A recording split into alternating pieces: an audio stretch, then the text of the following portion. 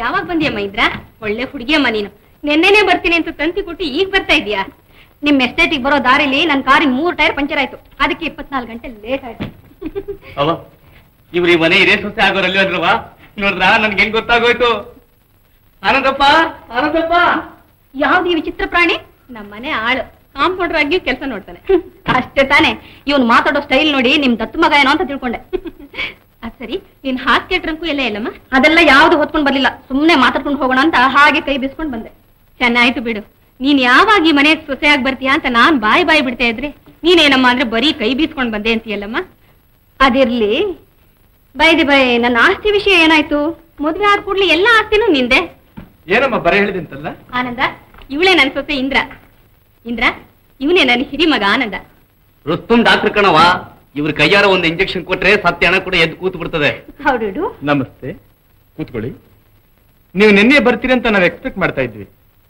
ನೀವು ಮಾತಾಡ್ತಾ ಇರಿ, ನಾನು ಬರ್ತೀನಿ. ರಂಗ ಬಾ. ಒಂದೇ ಕಣವ. ನನಗೆ ಡಾಕ್ಟರ್ಗಳನ್ನ ಕಂಡ್ರೆ ತುಂಬಾ ಇಷ್ಟ. ಆ ವೃತ್ತಿ ಅಂಥದ್ದು. ವೃತ್ತಿಗೆ ತಕ್ಕಂತೆ ದೇವ್ರು ನಿಮ್ಗೆ ರೂಪಾನು ಕೊಟ್ಟಿರೋದು ಬಹಳ ಆಶ್ಚರ್ಯ. ಏನಂತೀರಾ? ವ್ಯಕ್ತಿಗಳಲ್ಲಿ ಬಹಿರಂಗ ಸೌಂದರ್ಯಕ್ಕಿಂತ ಅಂತರಂಗದ ಗುಣ ನೋಡಿ ಮೆಚ್ಚವನ್ನ.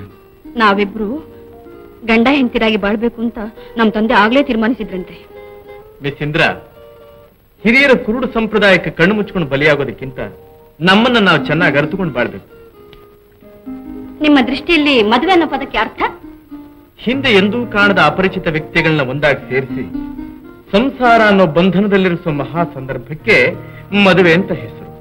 ಡಾಕ್ಟರ್ ಆಗಿದ್ದು ಬಾಳ್ನ ಇಷ್ಟ ಆಳವಾಗಿ ಶೋಧಿಸಿರೋದ್ನ ಮೆಚ್ಚಬೇಕಾದ್ದೆ. ಮೆಚ್ಚೋದೇನ್ ಬಂತಮ್ಮ, ಗುಣ ಅಷ್ಟಕ್ಕಷ್ಟು ಬಂಗಾರ. ಅದ್ ಸರಿ, ಮುಂದಿನ ಸಮಾಚಾರ ಏನ್ ಮಾಡೋಣ? ಚೆನ್ನಾಗಿ ಕೇಳಿದ್ರವ. ಒಳ್ಳೆ ದಿನ ನೋಡಿ ಲಗ್ನ ಮಾಡಿದ್ರವ. ಅಮ್ಮ, ಹೀಗಂತೀನಿ ಅಂತ ಮನಸ್ಸಿಗೇನು ತಿಳ್ಕೋಬೇಡ. ಈ ಮದುವೆ ಮಿಸ್ ಇಂದ್ರಾಗೂ ಒಪ್ಪಿಯಾದ್ರೆ ಮಾತ್ರ ಮಾಡ್ಬೇಕೇ ವಿನಃ ಬಲವಂತ ಮಾಡಿದ್ರೆ ಏನಾಗುತ್ತೆ? ಗೊತ್ತೇ ಇದೆ. ಇವತ್ತು ಮದುವೆ, ನಾಳೆ ಮನಸ್ತಾಪ, ನಾಡ್ದು ಡೈವರ್ಸ್. ಡೋಂಟ್ ವರಿ ಡಾಕ್ಟರ್, ನಾನು BA ಓದಿರೋಳು. ನನಗೂ ನಿಮ್ಗೂ ಧ್ಯೇಯಗಳಲ್ಲಿ ಸ್ವಲ್ಪ ವ್ಯತ್ಯಾಸ ಕಂಡು ಬಂದ್ರು ಹೋಗ್ತಾ ಅಡ್ಜಸ್ಟ್ ಮಾಡ್ಕೊಳ್ಳೋಣ. ಚೆನ್ನಾಗಿ ಹೇಳ್ದೆ ಇಂದ್ರ, ನಿನ್ ಬಾಯಿಗೆ ಸಕ್ಕರೆ ಹಾಕ್ಬೇಕು. ಹಾಗಾದ್ರೆ ಮದುವೆ ಏರ್ಪಾಡೆಲ್ಲ ಮುಗಿಸ್ಬೋದು. ನಾನು ಮುಂದಿನ ವಾರ ಬೆಂಗಳೂರಿಂದ ಬರ್ತೀನಿ. ಹಾಗೆ ಆಗ್ಲಮ್ಮ. ಮಿಸ್ ಇಂದ್ರಾ, ಆತರ ಪಡ್ಬೇಡಿ. 1000 ಸಲ ಯೋಚನೆ ಮಾಡಿ ತೀರ್ಮಾನಕ್ಕೆ ಬನ್ನಿ. ಸತಿಪತಿಗಳ ಸಂಬಂಧ ಸಮಾಧಿ ಆದ್ಮೇಲೂ ಬಿಡೋಲ್ಲ. Thank you. ಇದೇನಮ್ಮ ಎದ್ಬಿಟ್ಟೆ? ನನ್ ಕೆಲಸ ಎಲ್ಲ ಅಷ್ಟೇ, ಅಳತೆ ಮಾಡಿಟ್ಟಾಗಿರುತ್ತೆ. ಮದ್ವೆ ಯಾವಾಗಂತ ರೂಮಿಗೆ ತಂತಿ ಕೊಡಿ, ಬಂದು ಸೇರ್ತೇನೆ. ಹಣ್ಣು ತಿಂದು ಹೋಗ್ರವ. ಕಾರ್ನಲ್ಲಿಡು.